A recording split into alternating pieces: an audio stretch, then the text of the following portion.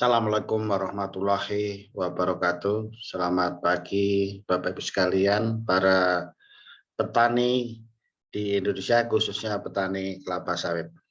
Salam semangat, tetap semangat.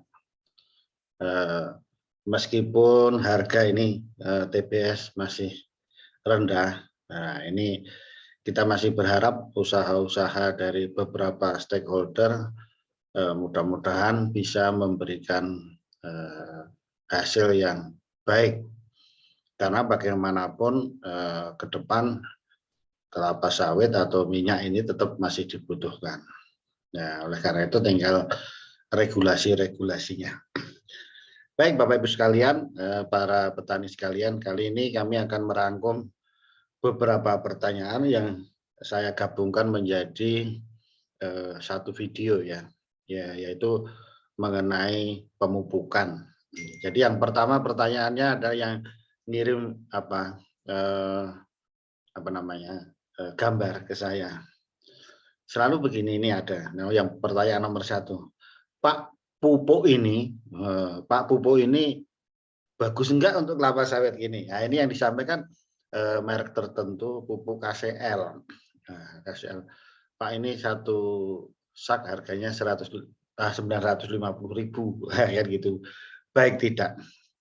Jadi jawaban saya adalah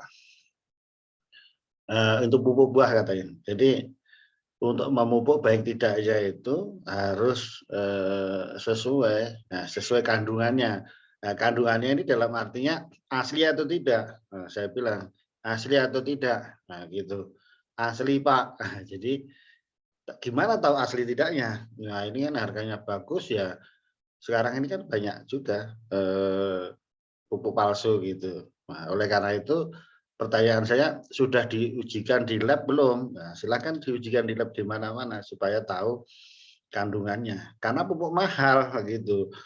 Nanti sudah dipupuk ternyata palsu kan gitu. Jadi sia-sia gitu. Karena biaya untuk ngetes kan juga tidak terlalu mahal, diambil sampelnya, dikirim, mungkin seminggu kemudian sudah tahu hasilnya. Nah, komponennya, isinya itu apa, berapa persen gitu, supaya tahu keasliannya. Inilah cara kita mengetahui asli atau tidaknya gitu. Harus dicek, diambil sampelnya. Jangan, Pak ini karungnya bagus ya, bukan masalah karung ya kan gitu, kayak gitu. Yang kedua, nah ini ada pertanyaan. Nah, Pak ini pupuk majemuk sama pupuk NPK sama pupuk tunggal itu bagus mana katanya itu. Tetapi mencontohkannya itu nampaknya salah itu. Urea dibandingkan NPK kan beda. Nah, kan gitu. Nah, jadi jawabannya adalah memupuk itu harus sesuai kebutuhan unsur haranya di tanaman, itu harus lengkap. Itu yang betul, dosisnya juga harus betul. Selain jenis-jenisnya unsur haranya juga harus dosisnya betul. Jadi kalau membandingkan itu head to head, apple to apple. Jadi jangan membandingkan misalnya urea dengan NPK gitu, bukan begitu. Nah, jadi kalau menggunakan pupuk tunggal ya harus lengkap unsur N-nya dari urea, P-nya dari apa misalnya dari TSP atau SP36, K-nya dari KCL, atau MOP, atau dolomitnya dari apa namanya, MG-nya dari dolomit atau gliserin. Nah, jadi bandingkannya gitu, bukan urea banding NPK. Kalau NPK kan lengkap gitu, lengkap ya. Ada N, ada B, ada K-nya. Meskipun begitu, dosisnya juga harus jumlahnya, dosisnya harus tepat juga gitu. Jangan-jangan apanya lengkap tapi kurang jumlahnya, dosisnya kurang, jadi tidak bagus. Jadi kalau membandingkan pupuk itu begitu, yang penting dosisnya sama jenis jumlahnya itu tadi. Nah, itu dua pertanyaan mengenai pupuk ini. Kemudian ada lagi yang mengenai pupuk lagi, itu ya seperti yang lain-lain ya. Di lain-lain itu yang umum sifatnya.